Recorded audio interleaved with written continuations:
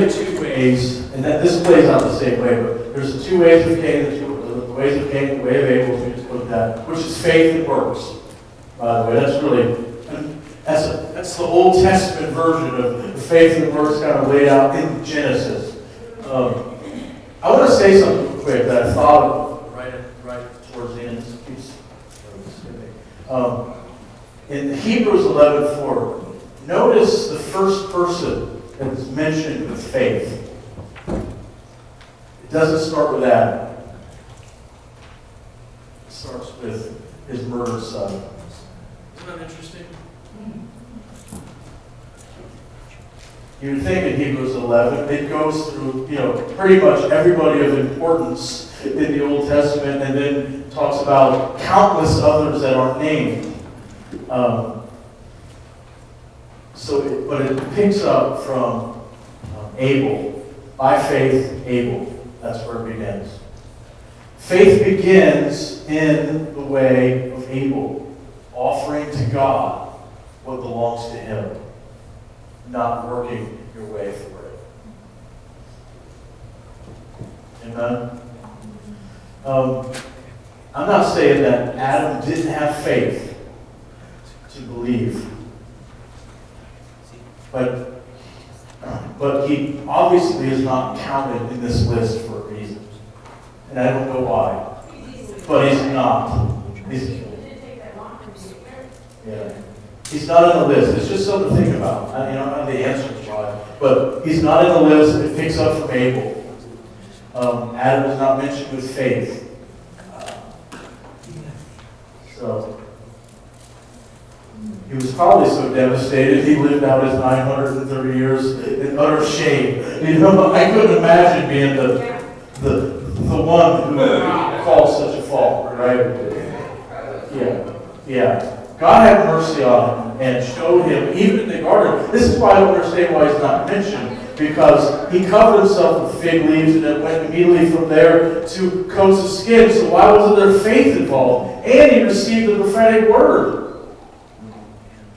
Your seed, you, Adam and Eve, your seed, and the enemy's seed, right? He's told about Jesus by God. And yet, there's no faith mentioned of Adam. Only his son. And what's amazing about that thought is, we know his son is offering the right kind of sacrifice. We don't know if Adam and Eve did. Obviously, he learned it from somewhere. But could it be Adam and Eve knew the paradise state so well that even when they were going through, the mundane task of slaughtering an animal to offer it to God, it was so pale and weak in comparison to the former glory that he had no faith in that to be a picture of what God was going to do. And Abel only knew of hope because he had never lived in paradise. So all he had was hope. He had nothing to reflect back on. Just stories from mom and dad. Stories that would make you very angry. Yes.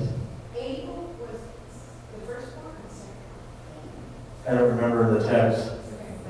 I have to read it. Second or first? I don't remember. Second?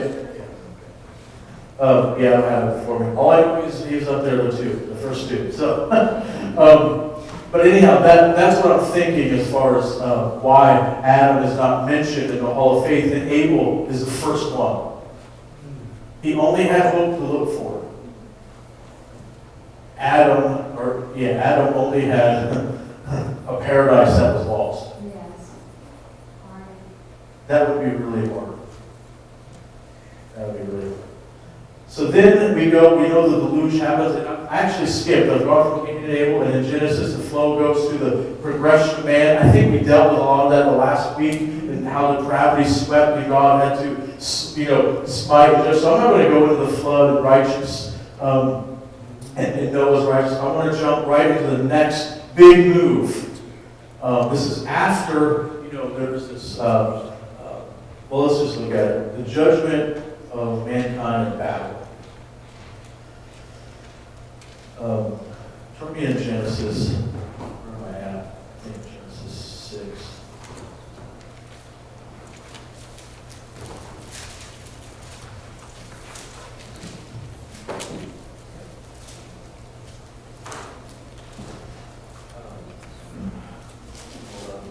Not Genesis 6.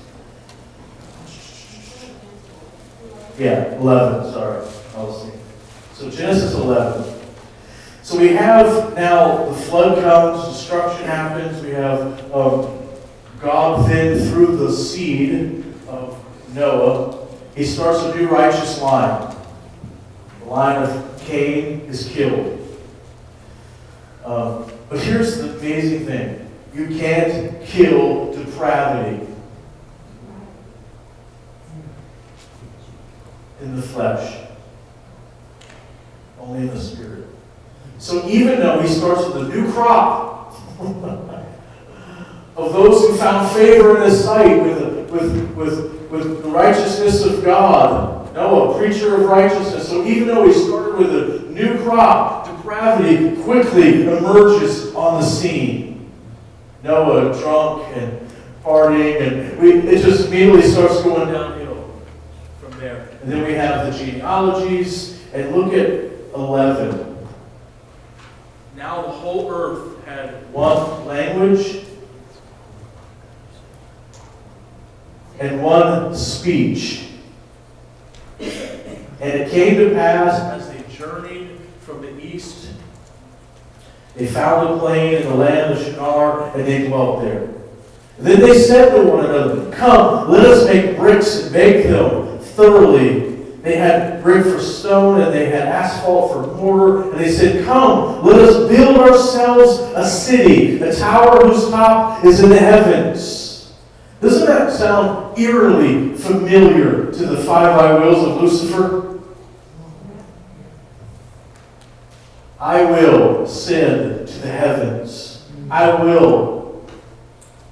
There's that I ego again.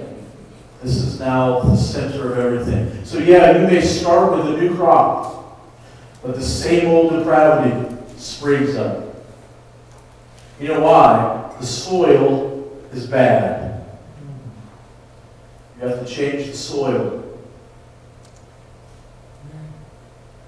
And only Jesus can do that with a new heart. Amen? So, they say this, and they say, "Come, let us build ourselves a city and a tower whose top is in the heavens. Let us make a name for ourselves, lest we be scattered abroad over the whole face of the earth." But the Lord came down to see the city and the tower which the sons of men had built. You can just imagine this pre-Christophany or theophany, if you want to call it that, of the pre-incarnate Jesus walking through this place in Shinar, looking at the tower that these men built, and all of their pride and all of their arrogance, and just kind of gaping to himself.